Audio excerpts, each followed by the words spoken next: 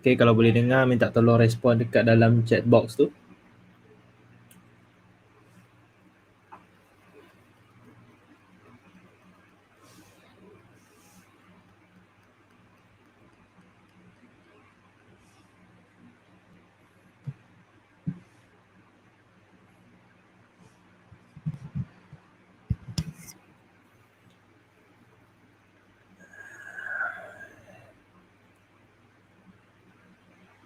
Hello, testing.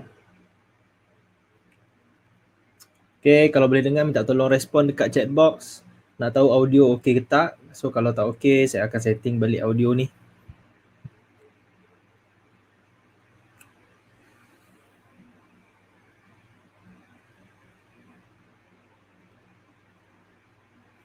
Kuat Oh, kuat sangat ke?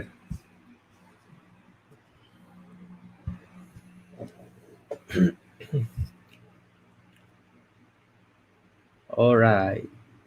So, untuk malam ni punya webinar, kita tak ambil masa yang lama pun sebab kita just nak cover sikit lagi kita punya syllabus. And then kita sambung dengan Q&A session lah sebab you all pun dah test dekat real market kan. And then bila you all test sendiri dekat real market, masa tu lah you all akan banyak soalan-soalan yang tak clear lagi. So malam ni kita clearkan semua soalan.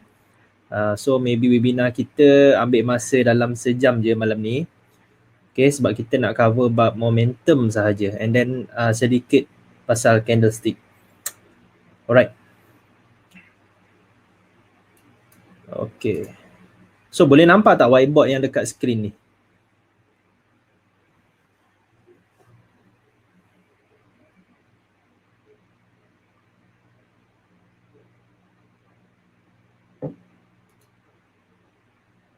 Okay, check dulu. Ada whiteboard, saya ada pasang whiteboard dekat screen ni. Boleh nampak tak?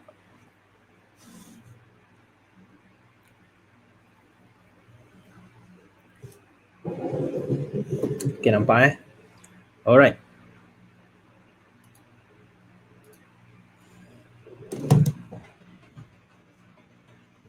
So, malam ni kita nak cover more to momentum trading. So, apa itu momentum trading? Alright. So, sebelum ni, boleh tak saya nak tahu siapa yang dah pernah tengok IGTV saya pasal impulsive and corrective? Okay. Siapa yang dah pernah tengok IGTV saya pasal impulsive versus corrective?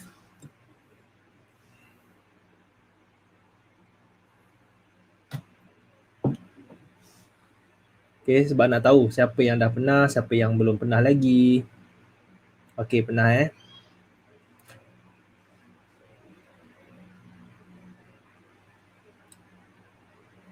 Alright, so ramai juga yang pernah tengok pasal impulsive and corrective. Alright, so momentum ni sebenarnya dia more kepada impulsive and corrective lah. So kalau kita nak tengok momentum change, so kita kena tengok impulsive and corrective juga. Alright. So saya ulang balik So saya tahu ramai yang pernah tengok IGTV pasal impulsive corrective, tapi tak apa, saya ulang balik. So untuk impulsive and corrective, okay, saya buat satu structure.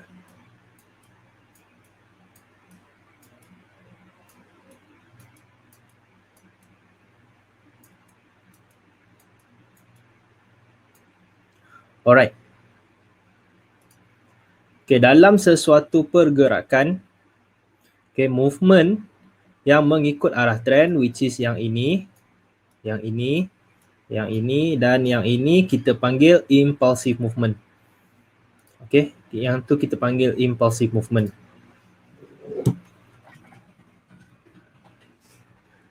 Right. So, okay. Semua movement ke bawah tu kita panggil impulsive movement. Sebab kan ini adalah downtrend. So, semua movement ke bawah ni kita panggil impulsive movement. Dan impulsive movement ada ciri-ciri dia tersendiri. Okay. So, movement yang bertentangan dengan arah trend, kita panggil corrective structure ataupun corrective punya movement. Alright. Ada orang panggil Yang ni adalah retracement. Sama je konsep dia. Cuma corrective and impulsive ni dia digunakan dalam elliott wave punya konsep. So kalau dalam elliott wave punya trading, corrective tu adalah movement yang bertentangan dengan arah trend, and impulsive tu adalah movement yang mengikut arah trend. Alright. So yang warna merah tu adalah corrective structure. Okay, setiap movement ni dia ada ciri-ciri dia. Yang impulsif pun ada ciri dia, korektif pun ada ciri dia. Okay, so untuk kita bezakan yang mana satu impulsif, yang mana satu korektif, kita boleh identify based on ciri-ciri impulsif dan korektif lah. So kejap lagi saya akan tunjukkan apa ciri-ciri impulsif dan korektif supaya kita boleh kenal pasti yang mana satu impulsif and yang mana satu korektif. Sebab kalau kita nampak betul-betul movement impulsif dan korektif ni, ini adalah sebenarnya peluang yang sangat-sangat terbaik untuk kita execute kita punya entry. Okay, sebab impulsif dan korektif ni, dia takkan 24 jam akan jadi yang cantik je. Okay, sebab dalam chart ni dia akan jadi banyak yang movement yang cacat. Banyak movement yang kita tak boleh nak baca. So kita kena tunggu movement yang kita boleh baca keluar, which is impulsive and corrective ni. Alright. Okay, saya kena lukis balik. Impulsive and corrective. Ada orang tanya, webinar kali ni ada record? Ada. Setiap webinar saya buat, saya akan record. Alright. So, apa impulsive and corrective ni bagi clue dekat kita sebenarnya? Okay, saya lukis balik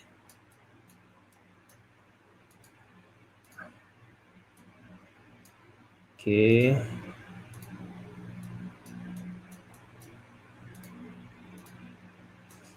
Okay, kenapa impulsive and corrective saya buat macam ni? Masa dia buat impulsive ni, saya buat straight line je. And then, corrective ni pula ada zigzag. Okay, ada sebabnya. Sebab apa? Sebab impulsive and corrective ni sebenarnya dia menunjukkan momentum sesuatu movement. Okay, macam mana kita boleh relate dengan momentum? Sebab apa? Sebab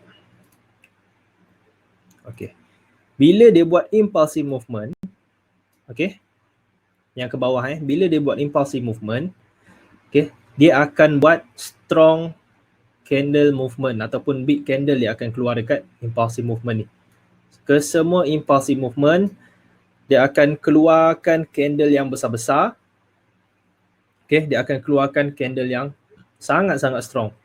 So, dekat situ kita boleh identify sebenarnya momentum tu kuat kepada bear ataupun bull.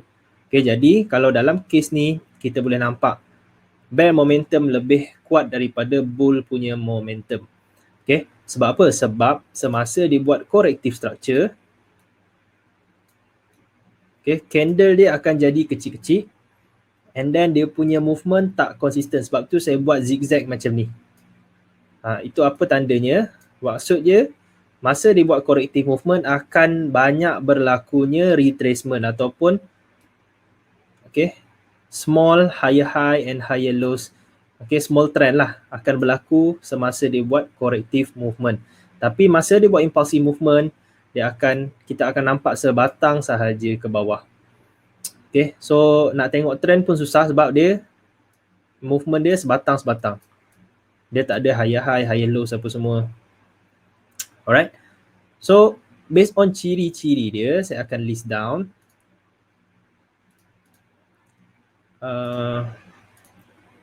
Kita buat impulsif dulu.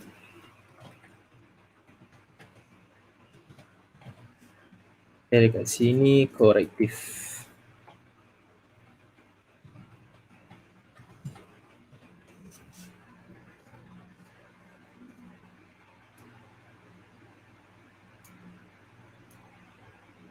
Okey. Ciri yang pertama untuk impulsive movement macam saya cakap tadi. Okay, 24 okey kot. Okey. Dia punya candle size adalah masa dia buat impulsive movement, candle dia akan jadi candle yang besar-besar. So dekat sini saya just tulis simple notes, big candle. And masa dia buat corrective pula, dia akan buat candle yang kecil-kecil, small candle. Alright. Perbezaan yang kedua, impulsif dia akan buat fast movement. Korektif pula dia akan buat slow movement. Alright. Dan ciri yang ketiga, kejap lagi kita akan compare dekat real chart macam mana kita boleh identify dengan kesemua ciri ni. Okey, yang ketiga, impulsif, consistent movement. Letak konsisten je lah And korektif ni pula tak konsisten. Okay, kejap lagi saya tunjukkan apa maksud consistent and tak consistent. And then yang last sekali, kita boleh nampak masa dia buat impulsif ni, dia akan tunjukkan shadow yang kurang. And then masa dia buat korektif ni, dia akan keluarkan banyak shadow atas bawah, membuatkan kita confused. Yang mana satu dia reject ni, sekejap reject atas, sekejap reject bawah. Alright. So keempat-empat ciri ni yang paling senang untuk kita compare adalah dari segi timing dia, fast movement and slow movement. Itu yang paling senang untuk kita dapat tahu yang mana satu impulsif, yang mana satu korektif. Alright. Okay, and then yang kedua adalah big candle and small candle. Masa dia buat korektif ni memang kalau nampak dia buat candle kecil-kecil, so kita tahulah itu fasa apa. Okay, kalau dia buat candle yang besar and dia pergi ke satu arah, so kita tahulah itu fasa apa, impulsif. So sebab apa kita nak kena tahu semua fasa ni? Okay, sebab kita nak predict the next movement akan jadi impulsive up ataupun impulsive down. Okay, saya clearkan nota ni dulu. Okay, saya tunjuk balik. Let's say kita berada dalam fasa impulsif sekarang ni. Kita dah nampak candle besar-besar turun. Dia punya candle pun 2-3 batang je. Dia dah turun dalam 200 ke 300 pip. Let's say lah macam JJ kan. So, kita dah tahu sekarang dia buat fasa apa kat sini. Alamak, kenapa jadi macam ni? Okay, tak apa. Okay, kita dah tahu dia dah buat fasa apa dekat sini. And apa yang kita kena tunggu adalah next movement. Okay, dia akan jadi corrective structure. Okay, silap pula. Okay ni. Okay, so masa dia buat corrective structure pula dekat sini. Okay. Sekarang, let's say lah market price dekat sini. Market price. Okay, so kita dah tahu dah. Based on ciri-ciri tadi kita dah tahu yang ini adalah impulsif, yang turun ni adalah impulsif, yang naik ni adalah korektif. So bila kita dah tahu dua movement yang terbaru ni, kita dah boleh predict sebenarnya next movement dia akan ke mana. Okay. So based on apa yang kita nampak sekarang, kita dah ada impulsive down, corrective up. Kita tahu movement dia akan ke bawah. So apa yang kita nak buat adalah kita perlu cari peluang untuk sell. Okay, so untuk execution, kejap lagi saya akan terangkan. Okay, sekarang kita nak tahu arah je dulu. Sebab kalau you trade buta-buta, let's say lah you jaga you punya margin.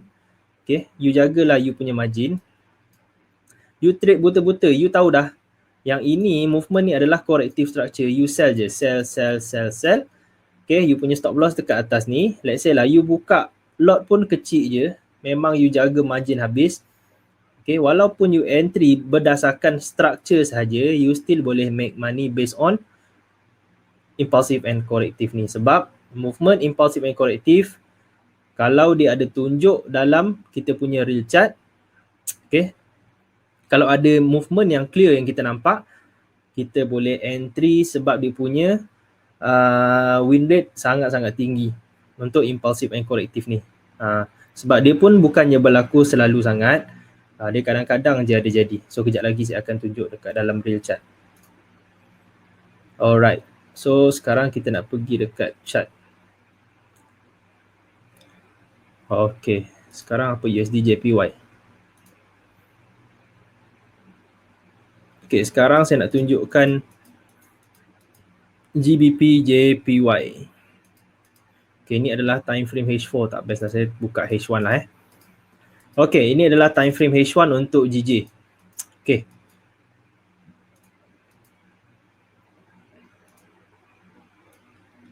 Movement ni adalah impulsif. Movement ni adalah korektif. Okay, nampak?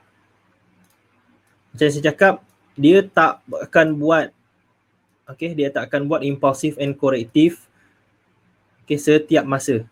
Maksud saya, dia punya setup yang kita nampak tu, dia punya structure impulsif and korektif yang clear yang kita nampak tu tak selalu jadi. So let's say macam case ni. Dalam kesemua chart yang kita nampak sekarang, dalam kotak ni saja yang kita nampak betul-betul yang mana satu impulsif, yang mana satu korektif. Jadi dekat sinilah kita boleh ambil peluang untuk entry. Sebab kita dah tahu arahnya. First kali ada impulsive movement. And then selepas impulsive movement diikuti dengan corrective movement. Jadi sekarang kita nak tengok based on ciri-ciri dia tadi. Kita tengok dalam kotak merah ni. Macam yang saya cakap tadi, dia punya ciri yang paling senang kita nak nampak adalah based on timing. Kalau you tengok, kalau you tengok dekat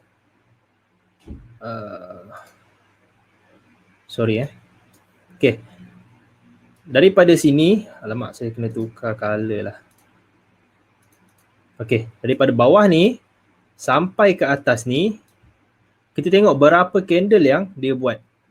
1, 2, 3, 4, 5, 6, 7, 8, 9, 10, 11, 12, 13, 14, 15 candle. Which is dia ambil masa dalam 15 jam untuk dia completekan berapa ni? 400 points. Daripada bawah ni sampai atas ni lebih kurang dalam 400 point. Ambil masa 15 jam. Sekarang kita nak tengok pula impulsive movement yang ke bawah ni pula. Daripada atas ni sampai bawah ni, dia buat movement dalam 763 points. And then dia ambil masa berapa lama? 1, 2, 3, 4. 4 jam saja untuk dia completekan 700 points. So dari segi timing sekarang kita dah boleh nampak yang mana satu impulsif, yang mana satu korektif. So kalau dua ni kita dah nampak clear, kita dah tahu dah next movement akan jadi apa? Impulsive down. So kita boleh take advantage of this movement, this big movement. Kalau kita tengok daripada atas ni sampai bawah ni, dia bergerak dalam 100 pip ataupun 1000 points. So dalam seminggu you dapatkan satu setup yang boleh bagi you 100 pip, dah mencukupi dah sebenarnya. So itu untuk GBP JPY. Sebab dalam minggu ni saya rasa, dalam minggu lepas kita ada satu sahaja setup dekat H1 which is yang betul-betul cantik, yang impulsive and corrective dia. Ni based on momentum lah. Sekarang saya nak tengok pair lain pula.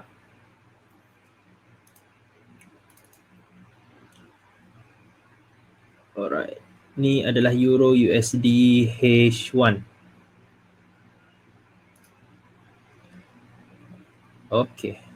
Tengok M30 ada tak? Alright. Kat sini ada nampak yang clear.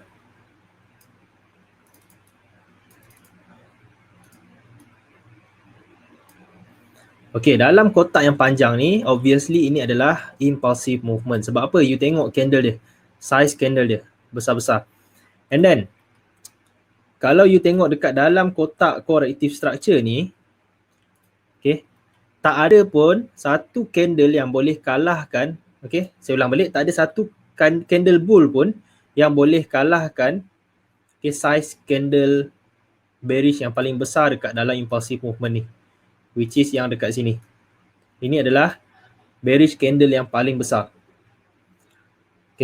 The whole movement ni tak ada satu candle bull pun yang naik ke atas yang boleh kalahkan size candle ni, which is dekat sini dia dah bagi tahu kat kita momentum untuk naik tu belum ada. Dan apa yang dia buat adalah dia naik dengan candle kecil-kecil. So apa jalan cerita yang market nak bagi tahu kat kita? Dekat sini kita boleh nampak momentum untuk naik tu ada, cuma tak cukup volume dia. Maksud dia momentum down tu lagi kuat lah daripada momentum up. Sebab itulah candle struggle nak naik. Dia naik dengan candle kecil-kecil. And then kita tengok kepada ciri yang ketiga tadi. Yang ketiga tadi. Shadow. Kalau you tengok, masa dia buat corrective movement, almost setiap candle dia akan hasilkan shadow. Okay, shadow atas bawah tak kisahlah, shadow atas ke shadow bawah ke, kita akan nampak the whole movement ni dia akan nampak banyak shadow atas bawah cucuk. Alright, so itu adalah perbezaannya. Okay, saya nak tunjuk satu lagi contoh. Euro USD ni saya rasa macam ada setup untuk buy, by the way, sebab kita ada dekat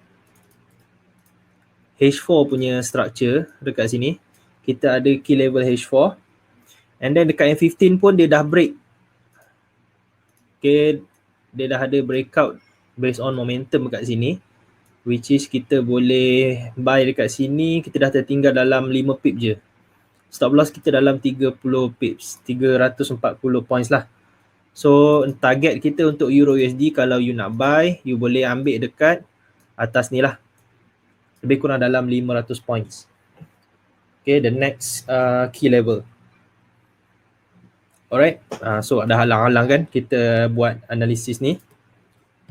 Tiba-tiba ada satu momentum yang cantik. Alright, saya nak tunjuk satu lagi impulsive and corrective. Ini adalah candle daily.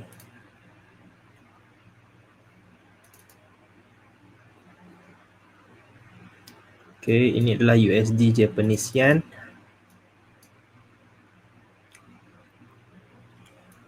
Okay.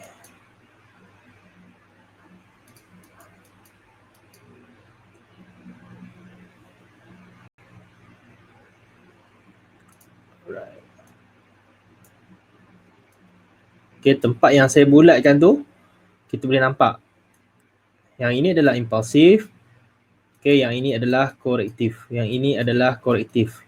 Okay, cuba perhatikan size-size candle yang berlaku semasa dia buat korektif tu. Semua dia buat candle kecil-kecil and then candle dia pun ada banyak shadow.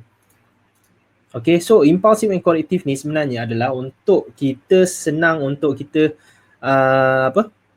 identify dekat mana arah seterusnya dia akan pergi. Macam ni kan. Okay, macam ni kita dah tahu dah ini adalah korektif. So next movement dia akan buat impulsive down. So kita boleh take advantage lah untuk movement ke bawah tu. Alright. So untuk impulsive and korektif sangat-sangat simple. Okay, kejap lagi kita akan cover apa kita boleh impulsif, macam mana kita nak relatekan impulsif and korektif ni ataupun momentum ni dengan kita punya key level. Alright. So so far untuk cara untuk identify impulsif and korektif, ada siapa-siapa yang masih blur ataupun ada masalah lagi tak? Ke nak saya tunjuk contoh lagi? Sebab dekat sini Euro USD ni, dekat sini ada banyak lagi contoh. Ni impulsif, yang sebelah kanan ni korektif. Okay. So based on candle size kita boleh nampak, based on shadow pun kita boleh nampak, based on timing pun kita boleh nampak. Okay, sebelum saya teruskan dengan entry point menggunakan combination of key level dengan impulsive and korektif ni, ada apa-apa soalan tak tentang macam mana untuk identify tu? Okay, ke you still blur lagi? Impulsive and korektif ni time frame berapa selalunya accurate? Impulsive and korektif ni you tak kisah time frame apa, time frame M1 pun boleh. Tapi tak adalah you nak entry dekat time frame M1 kan. Sebab macam saya cakap, impulsive and korektif ni dia tak akan 24 jam tunjukkan impulsive and korektif yang clear. Dia kadang-kadang je dia akan tunjuk. Let's say macam ni, ini candle M1 Okay, so kita nampak movement yang turun ni and then movement yang naik ni. Okay, dua movement ni Nampak tak movement korektif ni kita nampak ada candle yang banyak shadow. And then candle dia kecil-kecil. Okay, so kita dah tahu dah ini adalah impulsif, yang ini adalah korektif. So kita dah tahu next movement dia akan jadi impulsive down. So tugas kita kalau kita nak trade based on impulsive and corrective ni, kita nak dapatkan the second movement sahaja. Itu saja. Daripada atas ni sampai bawah ni sahaja untuk kita dapatkan peluang untuk kita entry. Okay, which is yang kalau ni adalah M1, let's say kita entry selepas adanya candle besar ni, kita sell, kita boleh dapat dalam 12 pips saja. Ini adalah M1 lah. So kalau impulsive and corrective ni tak ada specific time frame yang the best ataupun time frame yang tak valid ke apa ke. Semua time frame valid, cuma cuma you kena kenal pasti impulsive and corrective yang betul-betul clear saja. Sebab macam saya cakap, impulsive and corrective ni dia tak akan 24 jam menunjukkan movement yang clear. Alright. So ini time frame berapa ni? Time frame M15 H1. Okay.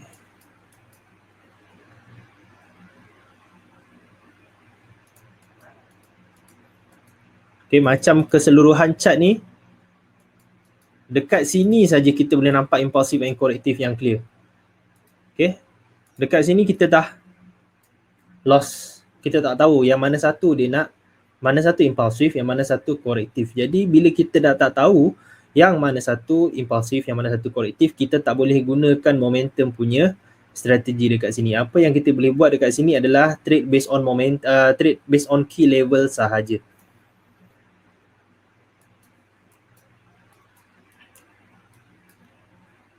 Okay. So dekat sini kita boleh nampak clear. Yang turun ni adalah korektif, yang naik adalah impulsif. Okay, sebab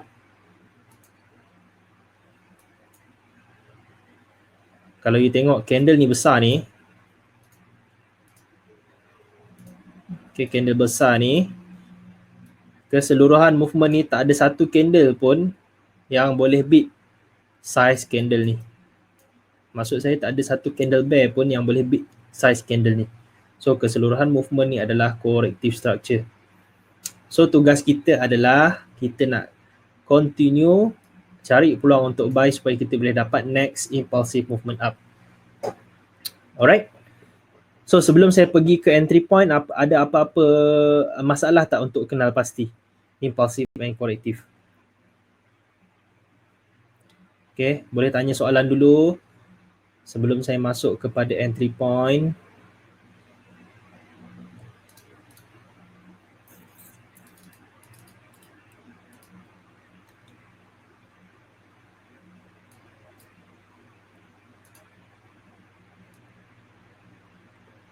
Okay, bagi 1 minit jap.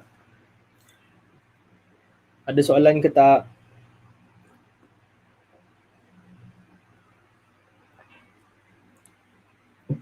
Okay, saya bagi masa 1 minit fikir-fikir dulu. Ada soalan, boleh tanya dulu. Sebab nanti tak apa kalau macam tak ada sekarang tak ada soalan, nanti dalam grup pun boleh tanya juga kan.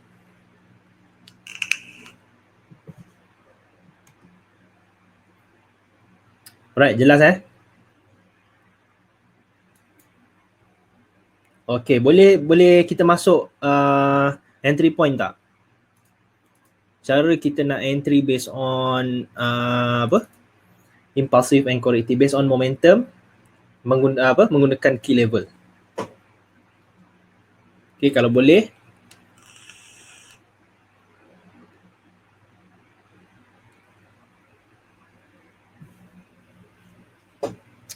Okay, jelas Okay, nice.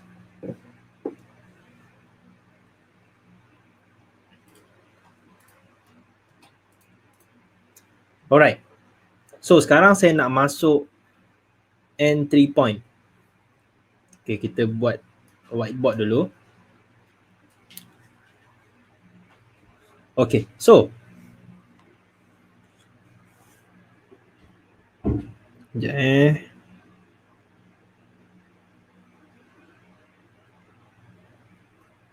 Alright. So untuk entry point, macam mana kita nak gunakan impulsive and corrective tu combine dengan key level yang kita dah buat tadi. Okay, let's say kita dah marking dekat key level daily. Mana perginya? Oh, patutlah. Okay, let's say ini adalah key level daily punya zone. Okay, sekarang kita berada di chart H1. Okay, kita dah marking siap-siap kat daily tadi. And then arah dekat daily chart pula, arah dia adalah downtrend. Okay, so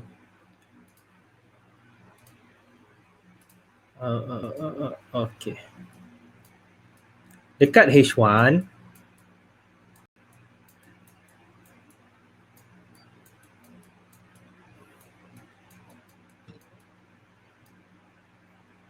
okay, dekat H1 kita akan nampak adanya small trending market dekat sini menuju ke key level. Okay, so let's say lah, sebelum ni price dah pernah touch dekat key level sebelum ni dekat sini. So sebab itulah kita marking dekat daily kan. So key level. So dia dah approach key level daily. So apa yang kita nak tunggu adalah, okay, ini adalah entry yang pertama sebab kita sebenarnya ada banyak cara entry macam saya cakap sebelum ni. Kita boleh entry dengan higher lows. Kita boleh entry guna high and low tu. Itu adalah cara yang paling basic ataupun cara yang paling asas. Cara yang kedua adalah entry based on momentum. Okay, momentum ni adalah based on impulsive and corrective lah.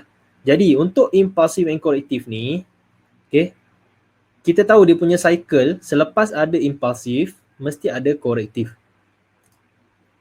Okay, mesti ada corrective. Selepas impulsive, corrective. Selepas impulsive, corrective, impulsive. So selepas impulsive ni sepatutnya kita akan nampak ada satu corrective movement.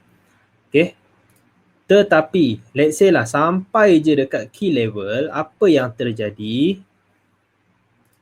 Okay, dia punya cycle bertukar, which is impulsive bertemu dengan impulsive. Okay, impulsive bertemu dengan impulsive, maksud dia ada yang dekat sini movement dia strong, and then dia turun pun dengan strong movement juga.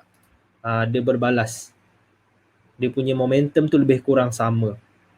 Okay, so kalau kita nampak ada movement yang macam ni, apa yang kita nak tunggu next adalah kita kena tunggu corrective structure, which is candle yang kecil-kecil, candle yang banyak shadow, okay, movement yang ambil masa yang lama.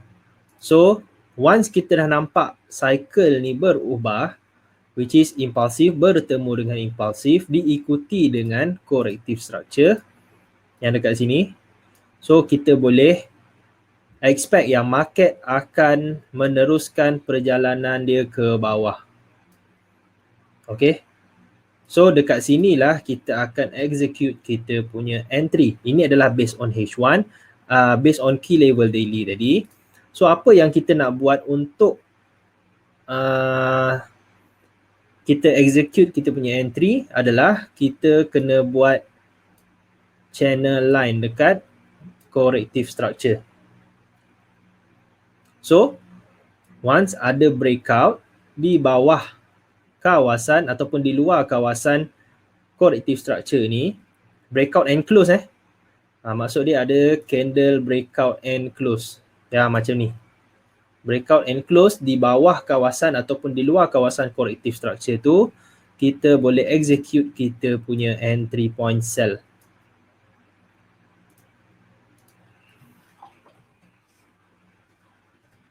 Okay, and then stop loss kita akan letak dekat atas ni.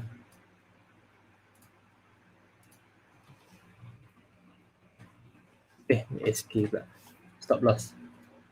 Alright, so apa yang kita dapat sekarang sebenarnya adalah kita dapat tangkap early trend. Okay. So, sebab apa? Sebab ini adalah daily punya key level and kita trade berdasarkan H1. So, jika ada perubahan structure dekat H1, kita boleh execute menggunakan momentum punya strategi, which is kita tengok ada impulsif bertemu dengan impulsif diikuti dengan corrective structure. Okay. So, ini based on structure. Apa terjadi pula dengan candle? Okay. Kalau you pernah belajar dekat IGTV saya, candle outside bar, candle double V, candle apa lagi? Inside bar dengan three shadow, saya rasa saya belum cover lagi dekat IGTV tu. Okay. Tapi tak apa. So, candle tu adalah petunjuk je sebenarnya. Okay, let's say dekat daily chart. Okay. Saya kena padam ni saya rasa dulu.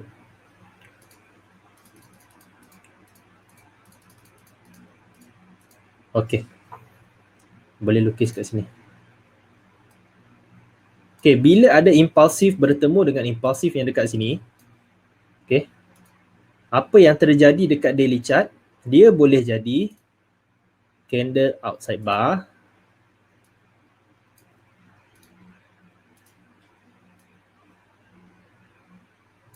Okay, ataupun ada yang panggil engulfing bar, ada yang panggil two bar setup. Okay, ada banyak terms dia tapi tak kisah. Maksud dia bila ada dua candle,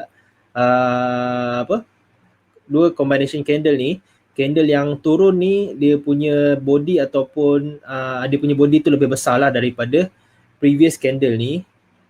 Okay, bermaksud kalau siapa-siapa yang trade based on price action tu, maksudnya dekat sini ada tanda-tanda untuk reversal lah kan. Selalunya orang akan sell dekat sini.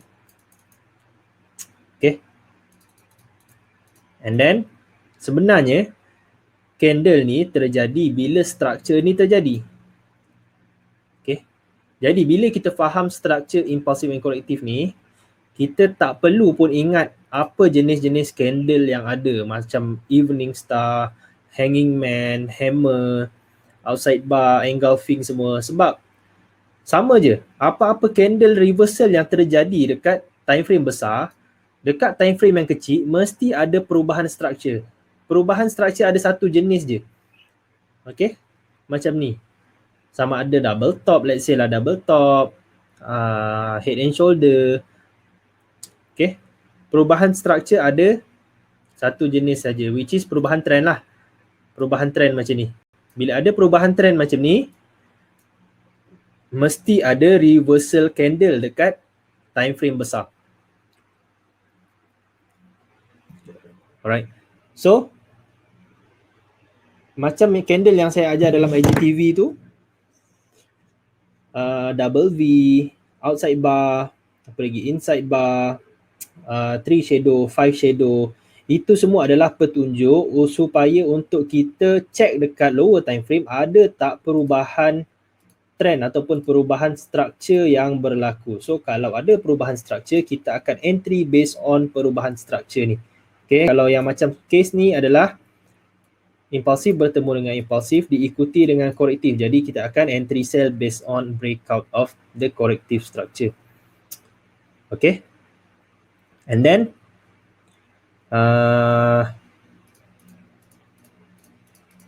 okay, macam mana kalau dia tak buat impulsif and korektif yang clear. Okay, dia dah sampai sini dah. Okay, dia dah sampai sini. Okay, so sebab macam saya cakap tadi, impulsif and korektif yang clear tu dia tak akan jadi all the time. Maksud dia kadang-kadang dia sampai dekat key level ni dia tak akan jadi impulsif bertemu dengan korektif, lepas tu dia buat impulsif balik. Dia tak akan all the time jadi cantik macam tu. So kalau ada yang cantik macam tu, itu peluang yang tinggi lah untuk kita mungkin besarkan sikit kita punya lot size kan. So itu adalah peluang kita untuk entry. Tapi kalau dia tak jadi pula macam tu, macam mana kita nak tahu trend dah berubah? Okay, macam mana kita nak tahu trend dah berubah?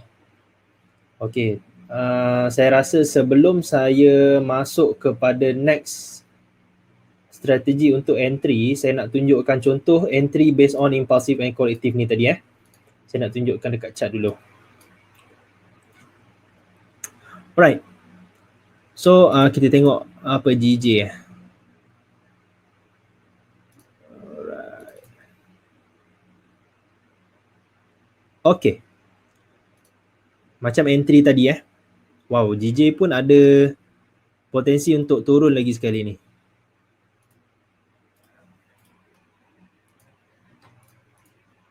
Alright, so let's say ini adalah key level dekat H1. Okay, atas ni adalah key level dekat H1. So H1 selalunya kita boleh combine dengan M5 ataupun M15. Kita buka M5 supaya kita boleh nampak structure yang lebih clear. Alright. Okay. Saya kena lukis ataupun saya kena zoom balik sikit. Alright. Sekarang dekat time frame M5. Tadi kita marking key level ni dekat H1. So, okay, kita tengok dekat sini. Market sampai dekat key level ni dan apa yang dia buat?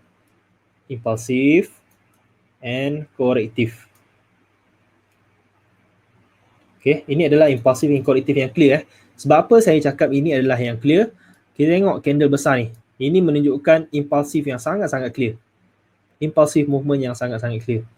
And then, masa dia naik ni pula, candle dia kecil-kecil je. Okay?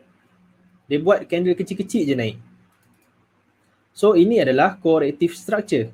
So, bila kita dah tahu yang mana satu impulsive, yang mana satu corrective, kita dah boleh tahu apa yang terjadi dekat next movement. Breakout and close, kita boleh sell dan stop loss kita letak dekat stop loss kita boleh letak dekat previous high. Alright. So kita tengok kat sini stop loss kita lebih kurang dalam 10 pip ataupun 100 point. Dia turun sampai 400 points. So dah 1:4 punya risk to reward ratio. Okay. So sekarang GJ dia tengah masuk kawasan key level, cuma belum ada tanda-tanda untuk dia turun lagi sekarang ni.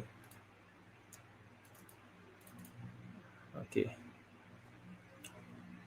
So untuk cara entry tu, saya nak tunjuk lagi satu contoh. Kita tengok dekat H1.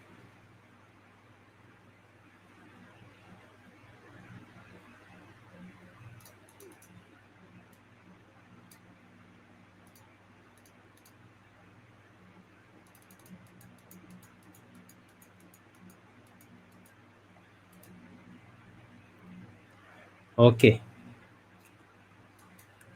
H1 kita kena tengok dekat M5.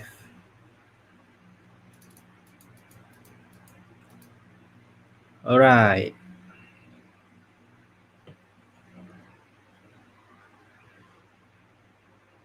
Okay.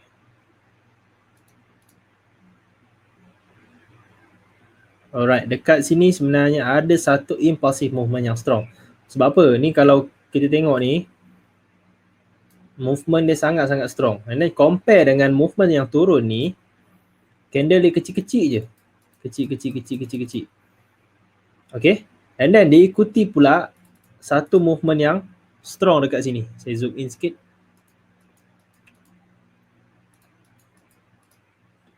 Alright, kat sini. Okay, kita nampak satu movement yang sangat-sangat strong dekat sini. Okay, so kita boleh, ni impulsif, ini corrective, ini nak start impulsif balik. So, kita boleh entry sebenarnya dekat candle impulsif ni. Kalau buat channel line lebih kurang dekat sini lah kan. Okay, so kita punya entry point boleh masuk selepas adanya candle impulsif ni dan stop loss ke atas ni. Okay. So, itu adalah contoh entry based on impulsive and corrective structure. Alright. Okay, dekat atas ni pun ada juga sebenarnya. Ini adalah key level H1. Okay, kat atas ni adalah key level H1. And then dekat M5 tadi, dia ada impulsive and corrective tapi tak berapa nak jelas. Dekat sini. Okay.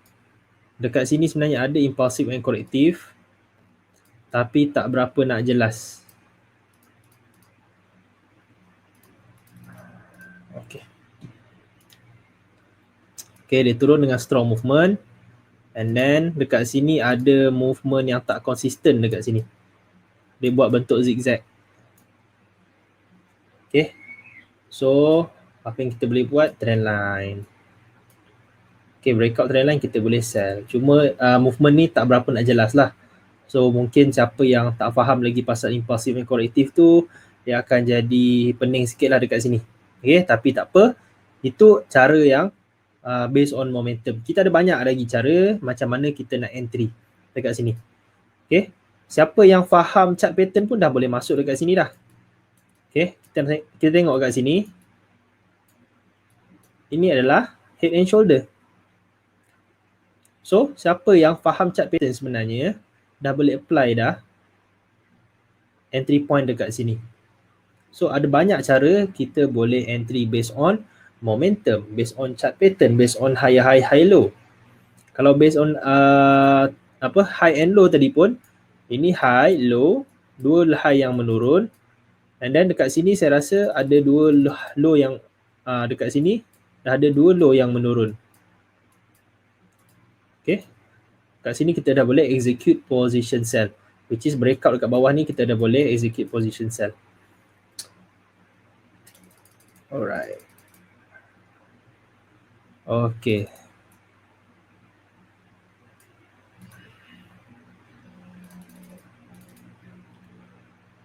Okay, GJ belum ada tanda-tanda lagi nak turun ni. Okay, kalau ada setup kita boleh entry sama-sama. Cuma sekarang dia tengah test kali kedua.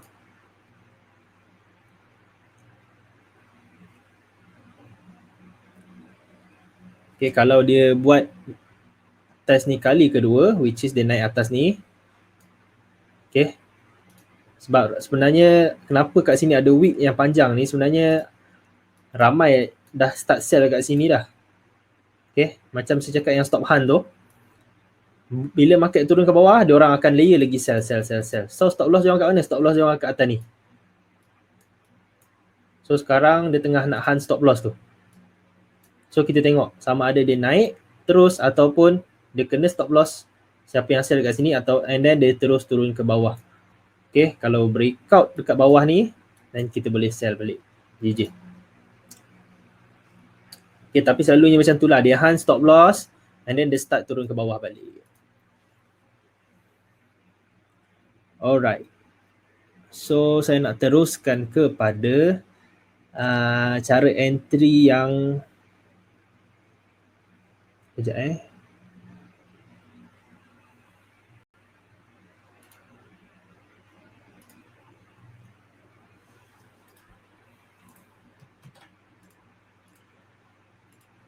Okay.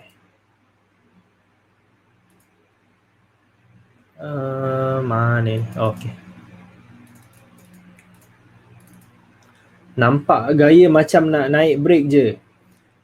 Memang selalu macam ni. Nampak gaya macam nak naik break. Macam kat sini lah.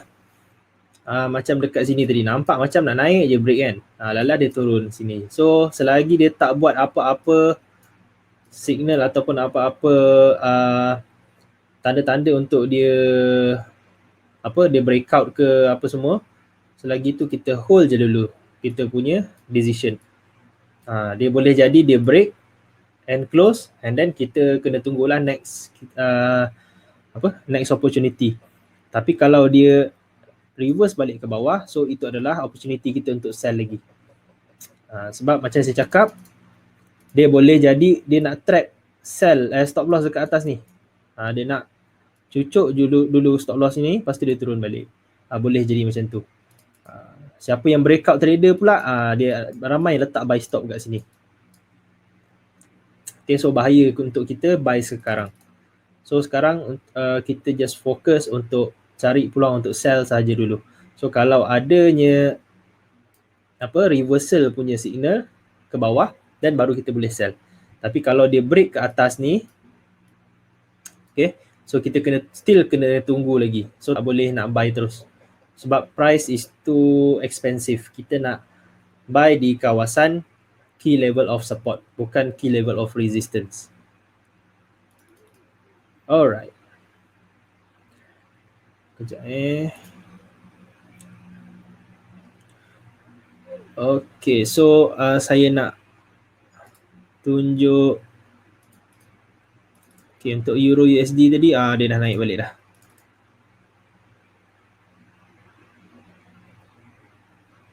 Okay, saya nak tunjuk satu lagi cara untuk kita entry yang paling senang. Okay. Ini adalah entry based on structure.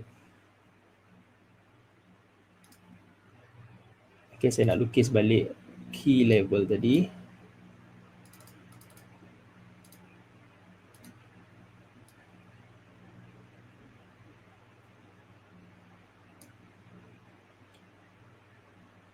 Okay, let's say market dia tak buat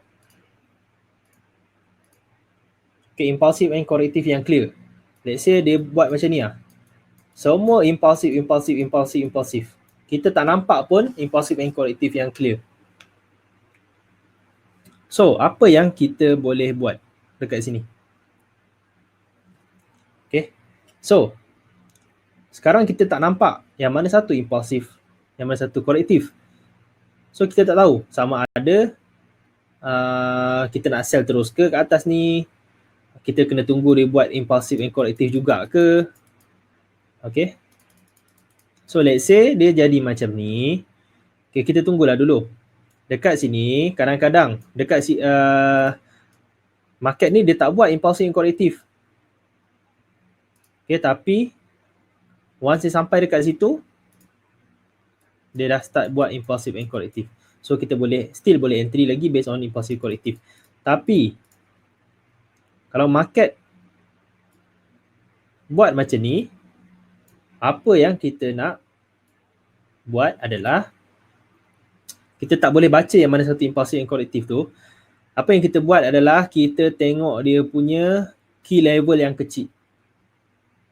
Okay, key level yang kecil which is dekat bawah ni lah.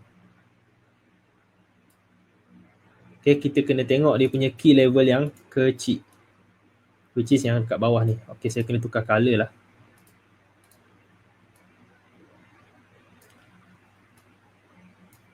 Alright. Jadi, sekarang kita dah ada key level yang kecil. So, apa yang kita nak buat? Sebab macam yang saya cakap, kita marking kita punya key level dekat time frame besar. Kita entry based on time frame yang kecil. Okay. So, apa yang kita nak buat? Kita perlu tunggu adanya breakout and close di bawah kawasan key level tersebut. Okay, kita kena ada candle yang breakout and close di luar kawasan key level tersebut. Kita boleh execute kita punya entry. Okay. And then stop loss kita boleh letak dekat atas kawasan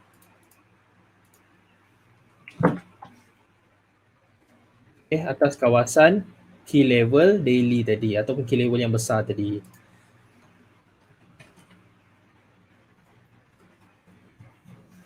Alright. So itu adalah cara entry kalau market dia tak menunjukkan impulsive and corrective yang clear. Okay, macam Euro USD tadi. Okay, saya nak clear dulu. Sebab apa saya cakap tadi buy? Sebab tadi kita dekat time frame H4 tadi, kita nampak ada key level of support dekat sini. Okay, kita nampak ada key level of support. And then dekat M15, apa yang terjadi dekat sini?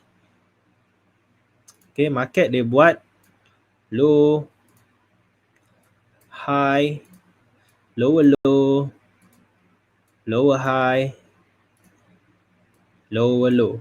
Jadi dekat mana kita punya key level? Dekat atas ni. Okay.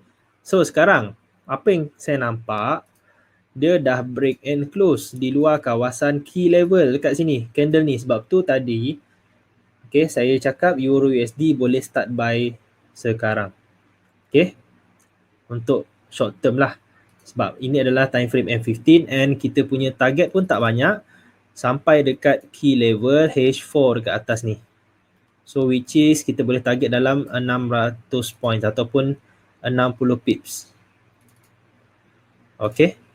So itu adalah salah satu contoh setup kalau market dia tak buat impulsive and corrective yang clear. Okay, kalau kita tengok Euro USD sekarang ni, delete semualah sana.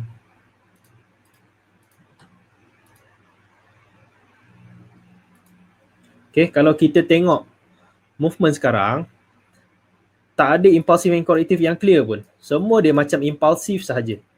Jadi kita boleh menggunakan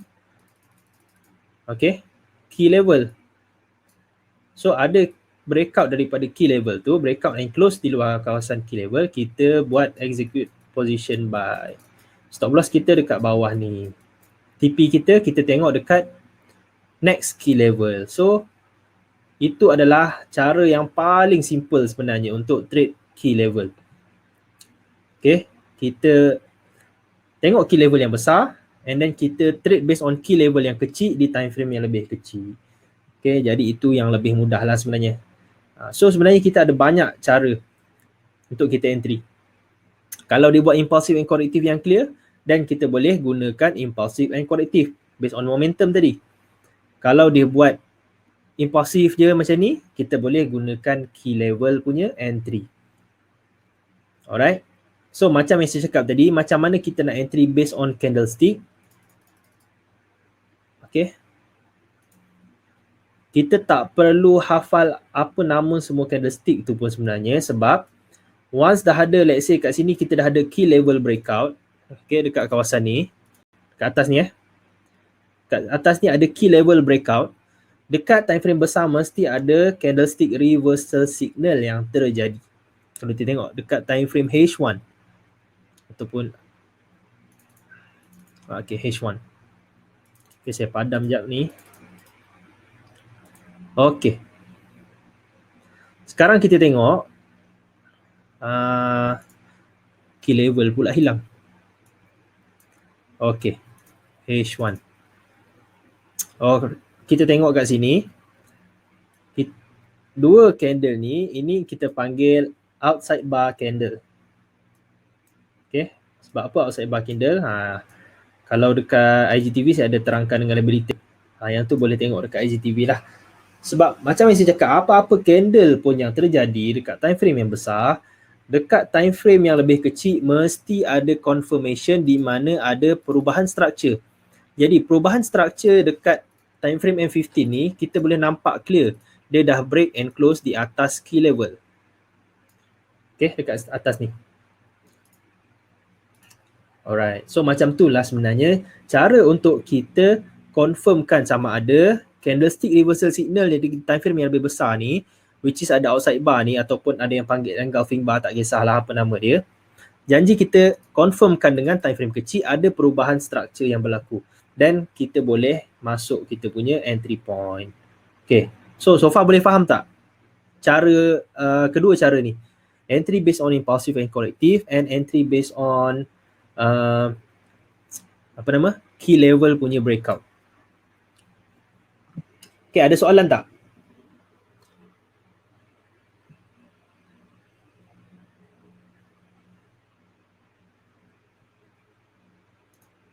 Okay, Euro USD.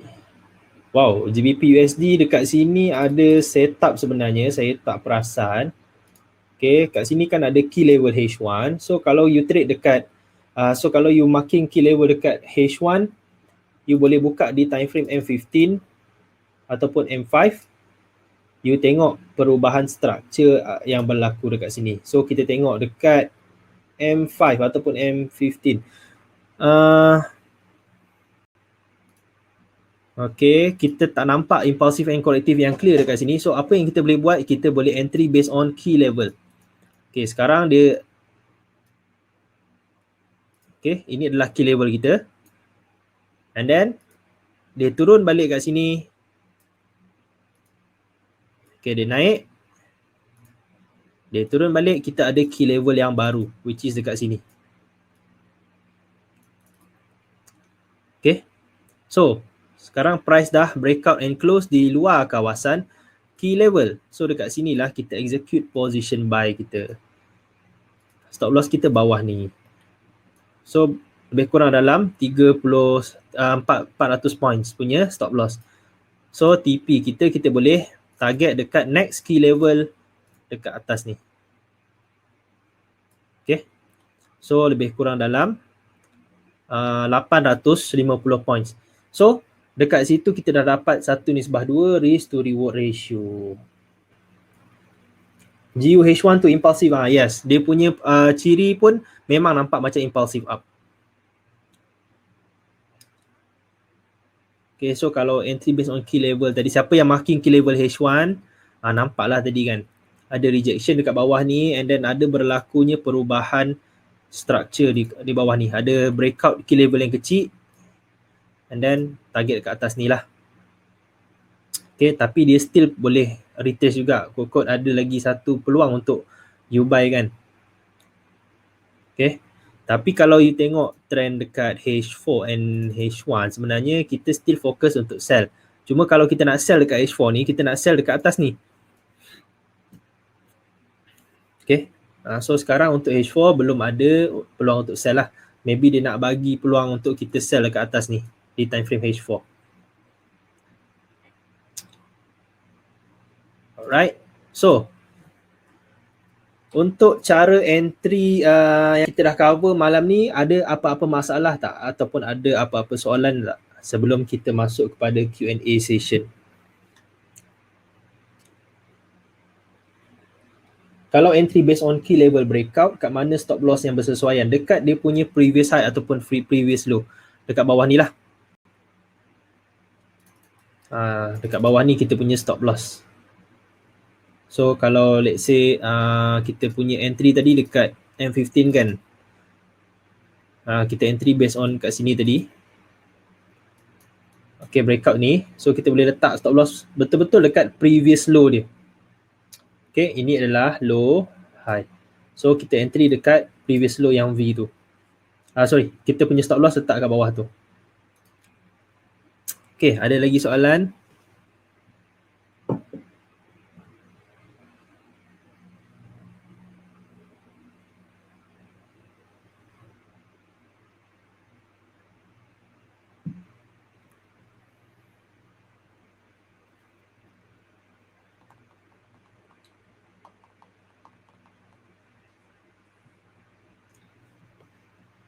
Okay, kalau ada soalan yang bukan berkaitan entry point pun, sebab dalam group tadi pun saya check ada banyak juga soalan, boleh ambil peluang untuk tanya dekat sini juga. So senang kan?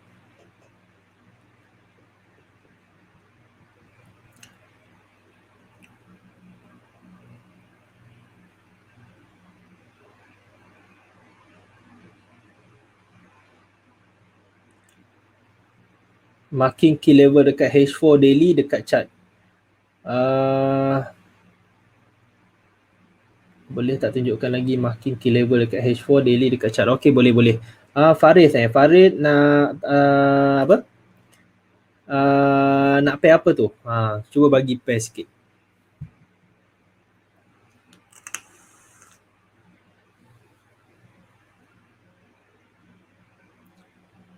GUH1 double bottom. Ya betul, double bottom.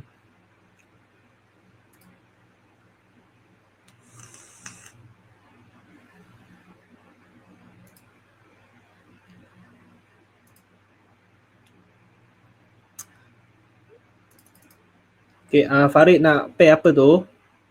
Nak tunjuk dekat pair mana tu? Okay, saya boleh buka pair tu and then saya buatkan dia punya key level. UJ, boleh.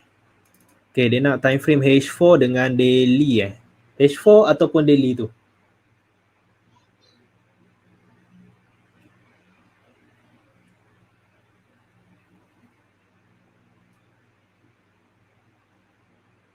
Okay, H4 ataupun daily. Sebab kalau daily dia punya key level akan jadi lain. Kalau H4 pun key level dia akan jadi lain. Okay, kalau daily simple je. Key level dia kat bawah ni, satu. And dekat atas ni ada satu key level. And dekat sini pun ada key level tapi dia dah dia on the way untuk breakout. Okay. So kalau kita pergi dekat H4 pun, kita adjust balik key level ni. Okay. Kalau sebelum dia terjadi macam ni, kita ada key level dekat atas tu and kita nampak ada ada breakout yang terjadi dekat sini. Breakout and close di atas key level ni. Okay. So macam yang konsep kita belajar tadi, kalau ada breakout key level tu, okay, breakout yang keluar atas key level, apa maksud dia? Okay, berkemungkinan price akan naik ke atas menuju ke next key level dekat atas ni. Okay, so target saya untuk UJ mungkin dia akan naik ke atas macam ni.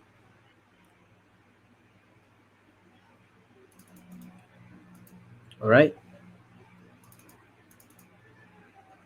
Alamak.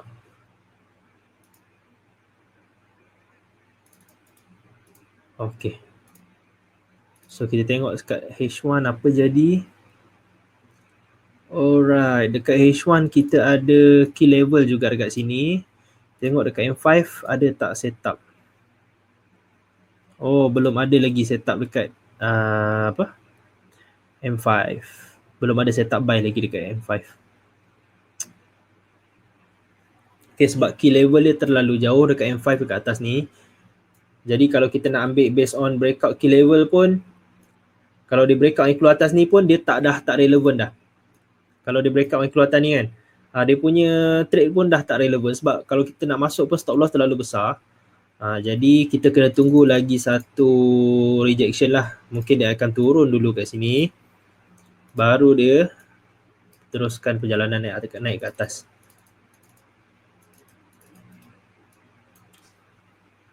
Okay, so key level ni adalah reference kita.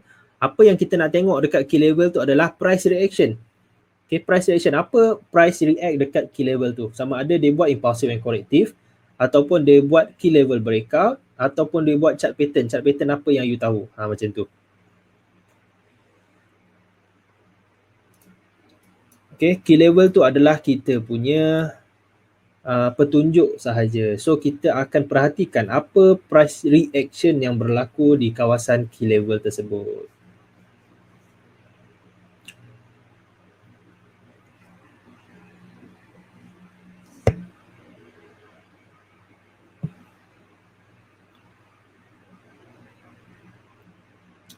Okay, ada lagi soalan? Okay, saya sebab saya pun jarang sebenarnya buat group coaching ni. Mungkin saya tak dapat nak fahamkan sorang-sorang. Jadi saya rasa kita perlu buat revision session setiap 2 minggu sekali kot. So kalau boleh you kumpul dulu soalan-soalan yang you nak tanya ke apa ke. Setiap kali kita buat revision punya session, you tanya. Sebab so far lah perbezaan bila saya buat personal, saya ajar personal dengan group ni, saya tak boleh nak pastikan setiap seorang tu faham sebab ramai juga dalam ni kan. So saya tak tahu ada yang siapa yang tak faham, siapa yang betul-betul faham. So memang kita kena buat sesi revision yang kerap jugalah. Okay, so maybe dalam sesi revision kita boleh buat marking sekali. Nanti kita buat aktiviti sikit lah. Kita buat aktiviti sikit. Siapa yang volunteer untuk marking ke apa ke, nanti kita check ramai-ramai. Okay, tapi tu saya rasa kalau nak guna yang tu kena guna app Zoom kot.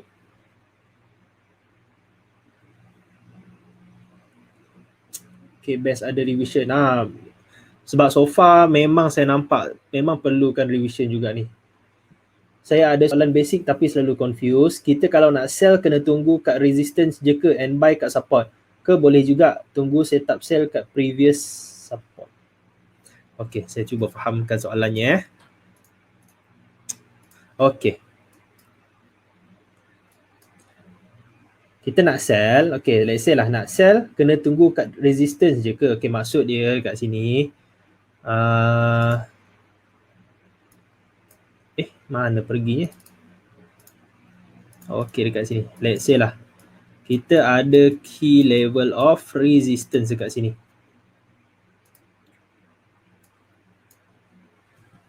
Okey, maksud dia kita kena tunggu dekat atas ni ke je ataupun kita boleh juga tunggu setup sell dekat previous support. Maksud dia you nak cari setup sell dekat bawah ni ke macam mana tu, Kevin? Okay, this is the previous support. So, you punya question tu, maksud dia you nak sell dekat previous support yang dekat sini ataupun macam mana?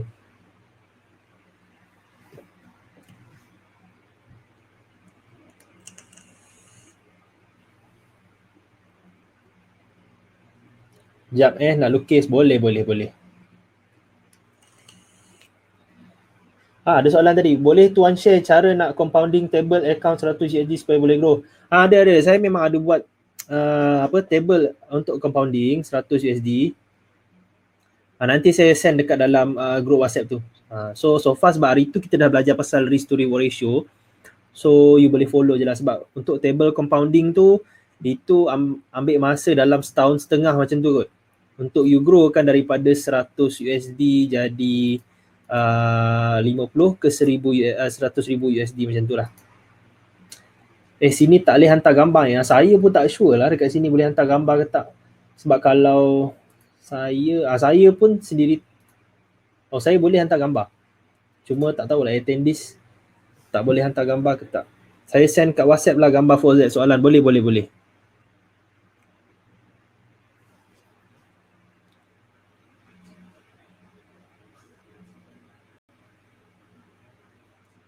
Okay, saya check kat WhatsApp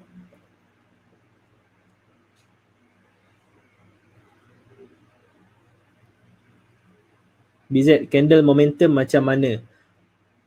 Okay, candle momentum tu sekejap saya kena tutup ni.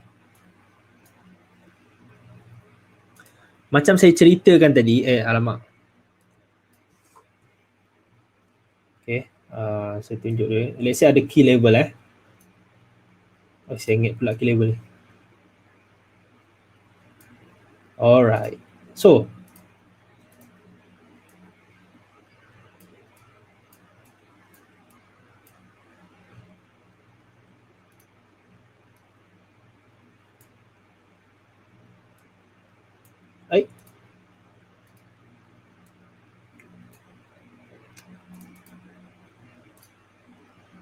okay, candle momentum tu dia terjadi bila ada satu candle candle reversal. Okay, let's say lah ni naik ni candle banyak-banyak kan. And then tiba-tiba ada satu candle yang berlawanan arah daripada arah yang sebelumnya, which is yang menaik ni. Ada satu candle, okay, ada satu candle bear ni, dia punya size, okay, dia punya size candle ni adalah paling besar antara ke semua candle sebelumnya. Okay, itu kita panggil momentum candle. Okay, ada satu candle yang dia punya size lebih besar daripada ke semua candle-candle yang sebelumnya. Maksud dia dekat candle-candle yang sebelum ni, let's say lah ini candle yang paling besar kan. So size candle ni tak berjaya untuk kalahkan size bearish candle ni. So maksud dia dekat sini momentum is very strong to the downside. Okay, tapi apa-apa pun macam saya cakap, kalau ada momentum candle pun, okay, let's say lah ada momentum candle yang terjadi dekat time frame besar, apa yang terjadi dekat time frame kecil? Mesti ada perubahan struktur, sama ada double top ke, sama ada key level breakout ke, mesti ada perubahan struktur yang terjadi, okay, di kawasan key level tu. Okay, boleh faham? So sebab tu candle ni sebenarnya dia adalah petunjuk je untuk kita. Dia bukan kita boleh trade 100% based on candle. Sebab dalam candle ada struktur dia, ada jalan cerita dia. Macam mana candle tu terjadi? Mesti ada struktur dia. So better kita buka di time frame kecil, kita tengok struktur dia betul-betul. So kita trade based on that structure rather than kita trade based on that candle. Sebab kita tak tahu candle ni adalah petunjuk yang market ada kemungkinan untuk bertukar arah. Tapi kita tak tahu sama ada di time frame yang lebih kecil tu dia dah break ke tak dia punya key level ataupun let's say lah head and shoulder ada dekat time frame kecil. Dia dah break ke belum dia punya neckline. So kita tak tahu. So that's why apa yang paling penting kita kena tengok dekat time frame kecil untuk confirmation perubahan structure. Okay, impulsif tu boleh jadi marking key level tak? Macam H4 kat GU sekarang. Okay, kita tengok H4 dekat GU sekarang. Okay, impulsif tu boleh jadi marking key level tak? Macam kat H4 GU sekarang. Yes, boleh. Maksud dia dekat sini Okay, kat bawah ni ada key level baru lah. GU pun dah nak sampai dekat key level atas ni. Euro USD pun mesti, Euro USD pun masih di situ lagi. GBP USD dia dah bergerak dulu dah.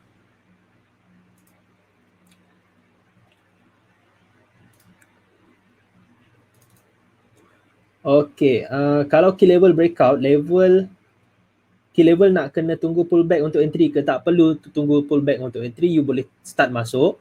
Okay, macam case ni kan, ni adalah key level dia. Dia dah breakout and close. Breakout and close kat atas ni, kita terus entry je based on breakout key level sebab kita entry based on the whole structure kat sini. Okay, kita entry based on the whole structure.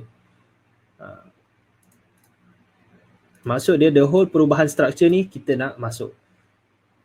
So, kita punya entry kat sini, stop loss kita dekat bawah ni.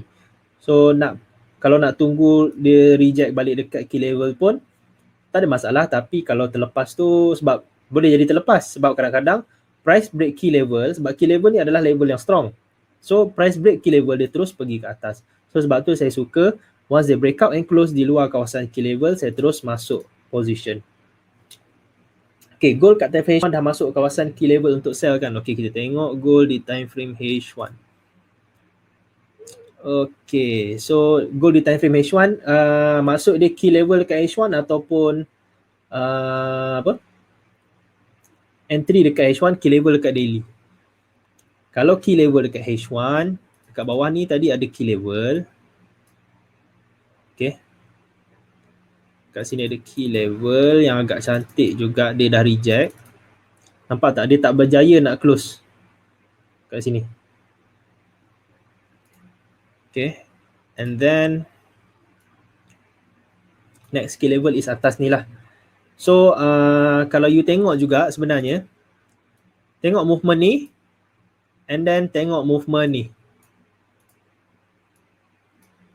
Yang mana satu impulsif, yang mana satu korektif based on timing. Kita dah boleh nampak terang-terang dah.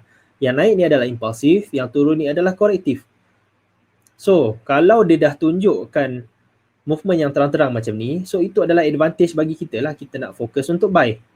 Jadi dekat bawah ni ada key level tadi dekat H1. So, kita tengok di time frame M15. Okay, price turun dekat key level tu. Okay, saya padam dulu yang lain. And then price naik balik. Okay, key level kita dekat atas ni And then price turun balik. So, new key level kita dekat mana? New key level kita dekat sini.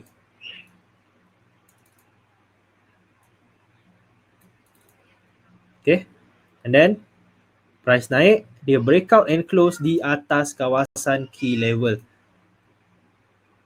Alright, so kita boleh buat entry point kita buy dekat ke atas ni. Breakout and close, kita buy. Dan stop loss kita di bawah ini. So kalau kita entry tadi, kita punya RR adalah 1:1 sekarang tengah running.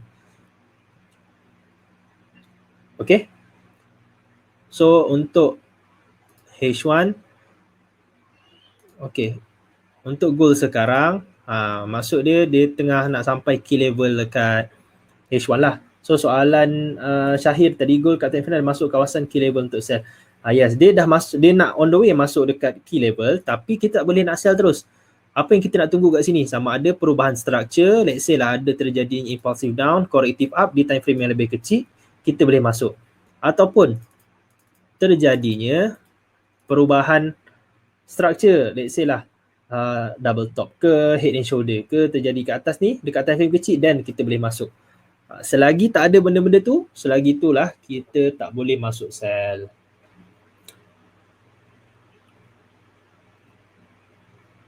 Okay, sebab dia punya trend untuk gold ni adalah uptrend. Okay, ada lagi soalan?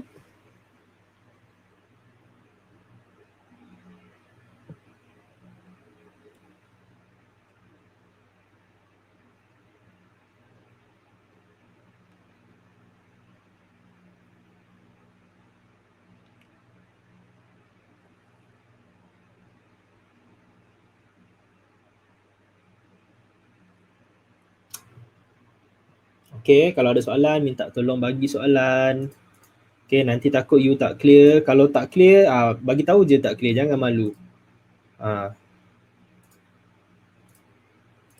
Okay, faham Okay, tak apa. Kalau macam sekarang tak ada soalan lagi, you kumpul dulu soalan. Okay, you kena try dekat real market juga. Try tengok apa yang you dah belajar malam ni, you try apply. Okay, nanti ada soalan lagi, you boleh tanya dekat next webinar kita lah. Mungkin next week kita akan buat lagi. Nanti saya akan inform jugalah dalam grup tu. Okay Alex, kalau gold break key level H1 boleh buy. For me lah, kalau dia break dekat atas ni, saya tak nak buy terus sebab dia boleh jadi dia akan turun ke key level support dulu. Let's say lah dia break kat atas ni kan. Okay, dia break kat atas tu, kita tak nak buy dulu sebab kita dah ada new key level dekat bawah ni. So boleh jadi dia break sikit and then dia pergi dekat bawah ni untuk test dekat sini. Alright, macam ni lah kan. Sebab dekat atas ni ada key level dah breakout. Okay, key level breakout and then dia pergi balik dekat key level bawah ni. Okay, soalan Kevin dekat WhatsApp.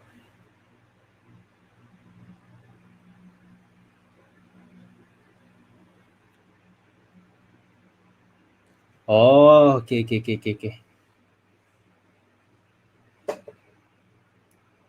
Oh, Kevin lukis. Sama ada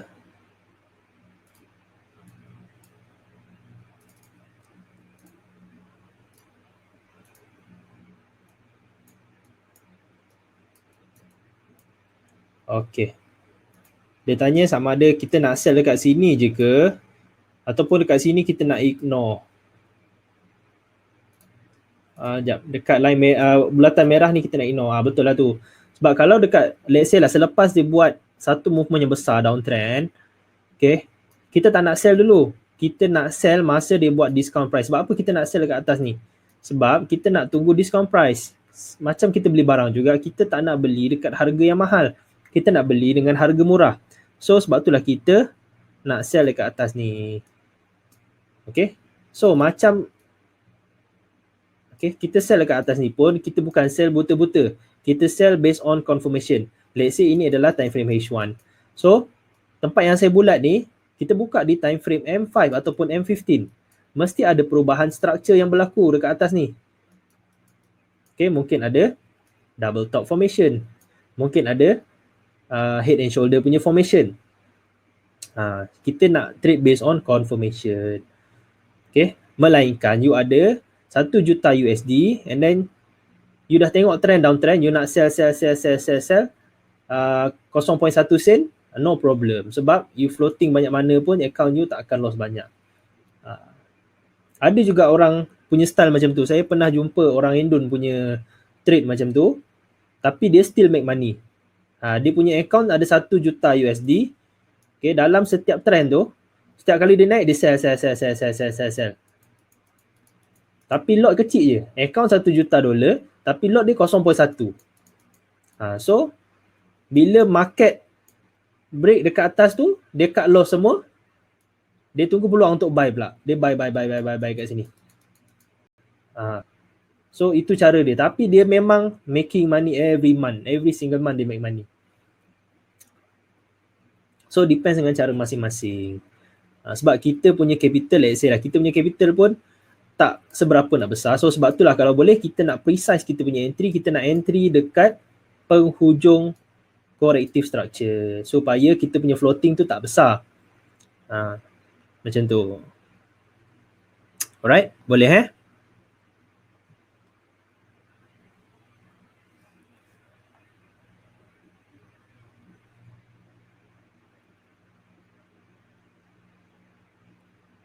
Okay, ada soalan lagi?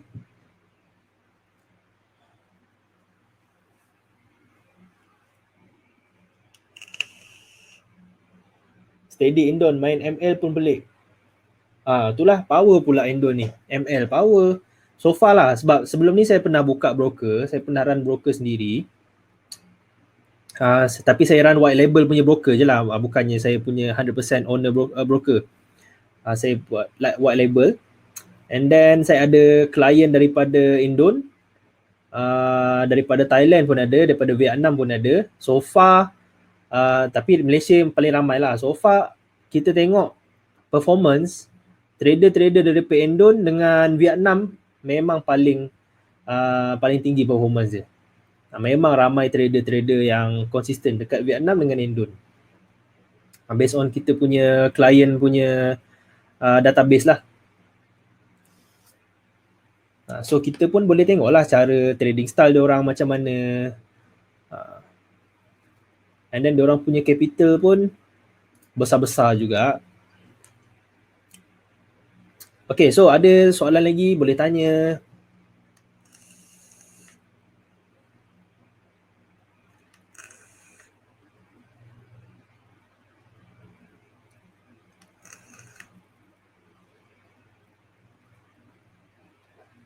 Macam mana diorang boleh padu? Saya pun tak tahu. Maybe diorang punya mindset kot. Diorang punya mindset dengan Malaysia punya mindset lain kot. Sebab Malaysia punya mindset ni dia nak trade $100, kalau boleh esok dia nak pergi showroom Ferrari nak book dah terus. Tapi trade dekat 100 USD je. Tak boleh lah macam tu. And then ada satu lagi, ada juga 2-3 orang tanya dekat dalam group, boleh tak dia nak jadi full time trader? Dia nak jadi full time trader, maksud dia nak berhenti kerja. For me lah, better you teruskan kerja you, ataupun kalau you ada business, teruskan je buat business you. Full time trader ni memang sangat-sangat bosan. Macam saya full time. Sebelum ni saya full time. Kita tak tahu nak buat apa dah. Pagi-pagi bangun pun pukul 11, pukul 12. And then kita punya life pun jadi tak produktif macam tu. Sebab buka chart pun, sebab saya trade H1. So dekat H1 pun tak adalah nak menghadap sangat. Buka pun sekejap-sekejap je. Kalau ada setup masuk. So kita jadi banyak benda yang kita tak tahu nak buat apa macam tu. So that's why sekarang tengah mencari lah untuk saya tengah buka bisnes juga sikit-sikit, JV dengan orang, JV dengan business owner apa semua, untuk penuhkan sikit time. Kalau tak nanti bosan je kat rumah. Okay, soalan tips nak jadi full time trader, kena ada banyak backup money, itu je. But full time trader ni tak semestinya you akan profit tiap bulan tau. Sebab walaupun you ada pengalaman yang lama juga dalam trading, you memang konsisten punya trader, macam mana pun emosi you mesti ada one time you tak jaga emosi you, ataupun you tak jaga you punya cara trading, apa semua, memang akan ada one time you akan loss juga. So you kena ada backup money untuk you teruskan you punya cost of living apa semua. Dua high yang menurun. Okay, ada soalan ni, Arash. Dua high yang menurun, dua low yang menurun dekat key level. Soalan saya, kena entry dekat point hijau atau lepas dia buat lower low warna pink? Kena entry selepas dia buat lower low warna pink. Sebab yang warna hijau tu kita tak tahu lagi sama ada dia buat dua low yang menurun ataupun dua high yang menurun tak.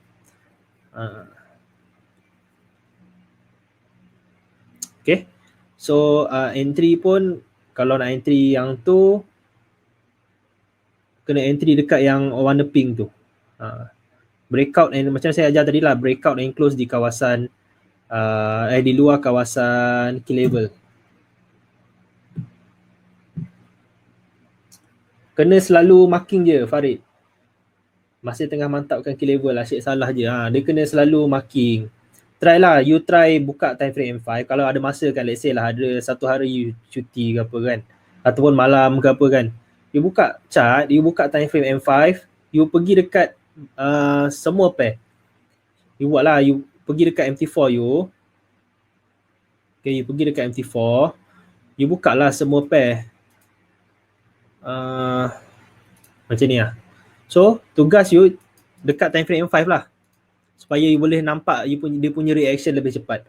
So, you marking je semua key level yang you nampak dekat time frame M5 and you tengok apa yang terjadi dekat semua key level tersebut. Okay? Sebab M5 ni dia punya reaction dia agak laju kan. So, practice macam tu lah. Macam main game juga, macam main Mobile Legend. Kalau you practice main Mobile Legend hari-hari, pro juga you. Sama je kalau main badminton. You kena practice hari-hari, nanti lama-lama nanti dia akan jadi biasa. Apa tips nak jadi full time trader? Macam saya cakap tadi, akan ada banyak backup money. Kalau tak ada backup money memang susah. KEJ sekarang tengah reject key level ke? Okay, Euro JPY sekarang kalau kita tengok dekat H4, dia tengah dalam uptrend punya phase. Okay, daily pun sama. Daily ni adalah dalam uptrend. Okay, kalau kita tengok dekat sebelum ni, ada impulsive and corrective yang sangat-sangat clear. Alright, which is yang ini adalah impulsive, yang ini adalah corrective.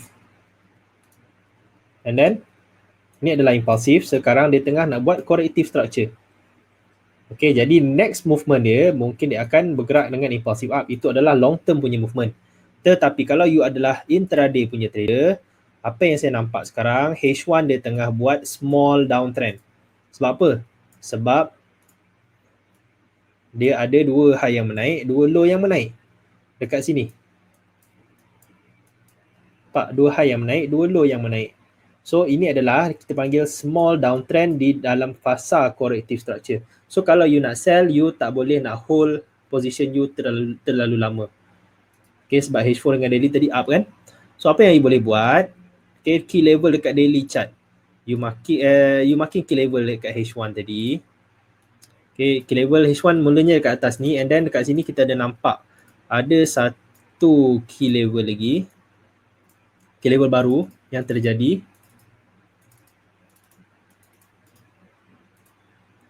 Okay, kita tengok dekat time frame M15. Okay, so sekarang time frame M15 dia tengah approach key level yang kita marking tadi. And then apa yang terjadi sebenarnya dekat key level tu, sebenarnya ada SBR, support become resistance. So ini kita panggil swap zone. Kalau sesiapa yang pernah tengok IGTV saya pasal swap zone, inilah kita panggil swap zone. Dia turun ke bawah, dia naik ke atas, dia turun ke bawah. Okay, kita ada key level yang dekat sini. Okay, first kita marking key level dekat sini. And then Kita tengok kat sebelah dia kita ada SBR. So key level ni adalah swap zone sebenarnya. Swap zone ni adalah zone yang agak strong untuk reversal. Okay, so apa yang kita boleh buat, kita tengok dekat time frame M5 ataupun M15, kita cari impulsive down, corrective up ataupun key level breakout. Okay, breakout daripada key level kita boleh masuk sell kat sini. Okay, mungkin ada double top formation ke apa ke, head and shoulder ke, macam tu lah.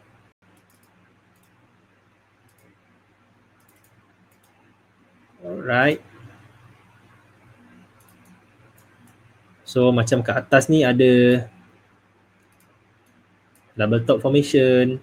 So kat sini maybe kita boleh tunggu lagi ada double top formation ataupun impulsive down and corrective up. Impulsive down and then diikuti dengan corrective up.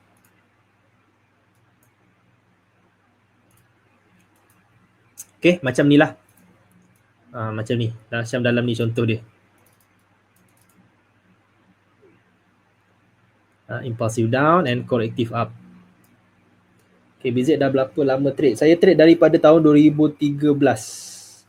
2012 lah, hujung tahun 2012 lah saya trade. So dalam sekarang 2020, dalam 8 tahun macam tu lah.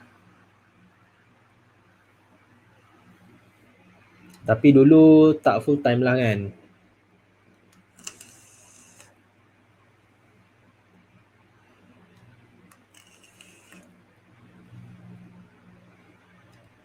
H4 candle pacak. Yes, sama macam GU lah ni. Dia tengah nak buat, dia tengah nak pergi dekat kawasan key level. So untuk key level GJ, next is ke atas ni lah. So itu adalah untuk key level GJ.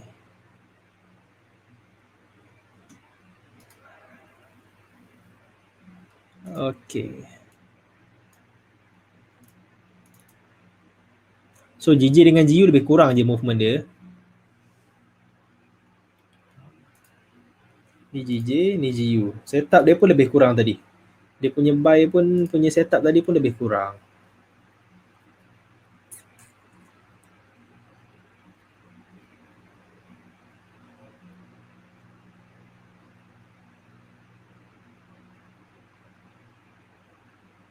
Okay, ada lagi soalan tak? Sebelum kita nak end kita punya webinar.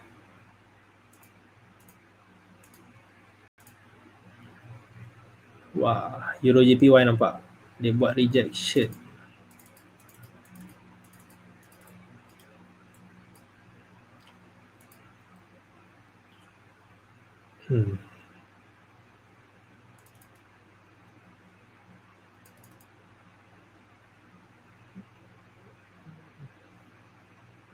Okay, ada lagi soalan? Boleh tanya.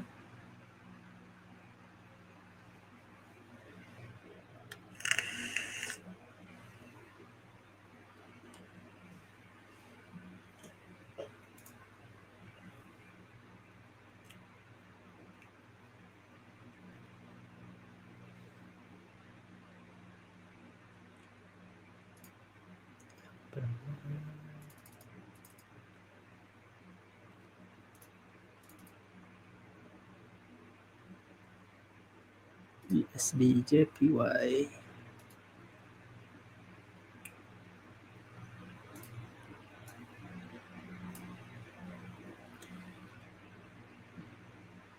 Sekarang faham, nanti blur tak apa. Dia kena banyak praktis je. Nanti kalau you still blur pasal key level, you mark je banyak-banyak and then post je kat dalam group.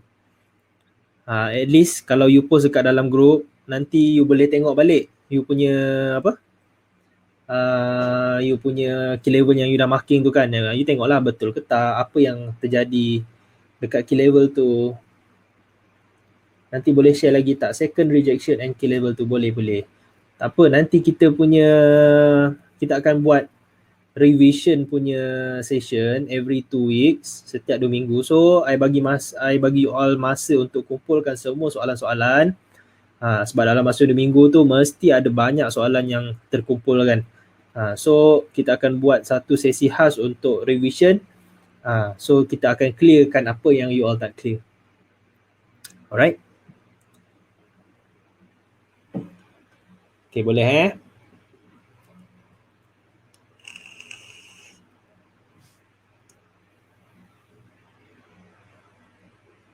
Okay, ada lagi last question. Okay, goal. Alright.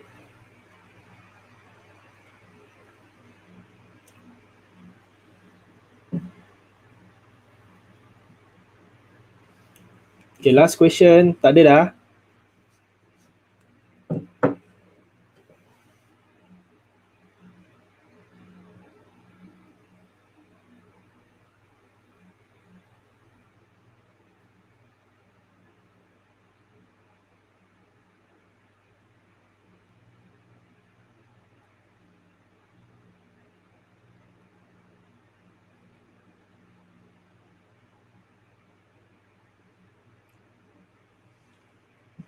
Alright. So kalau tak ada soalan,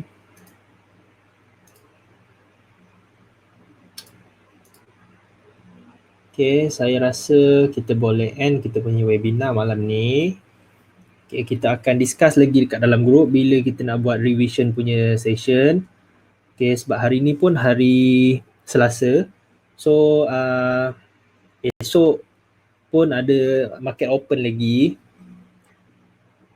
Okay, so esok mungkin ada lagi opportunity untuk kita trade. Okay, apa-apa you nak buat marking ke apa ke, you boleh post je dalam group supaya boleh kawan-kawan nanti tengok ke, boleh siapa-siapa refer ke.